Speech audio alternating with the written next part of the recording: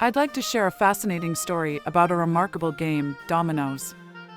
Our story begins in ancient China, around the 12th century AD. Early dominoes were more than just a game, they were a form of meditation, a mindful activity centered on focus rather than competition. Then, about 6 centuries later, in the 18th century, dominoes made their way to Europe, traveling through Venice and Naples. Europeans adapted the game, replacing Chinese symbols with dotted combinations, and transformed it into a competitive pursuit. Interestingly, the first domino players in Europe were Italian monks, who found in it a way to spend their time in silence, avoiding idle chatter.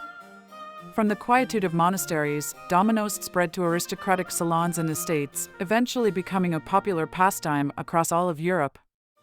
Despite its seemingly simple nature, dominoes is a captivating game with various rules and styles of play. It brings excitement, the unique clack of tiles on the table, and a challenge for the mind. Players must think strategically, calculate possible moves, read opponents' intentions, and, importantly, learn to lose gracefully. This is how dominoes conquered the world and became a beloved game for millions. Today, it's accessible everywhere, even on smartphones and computers, connecting players worldwide.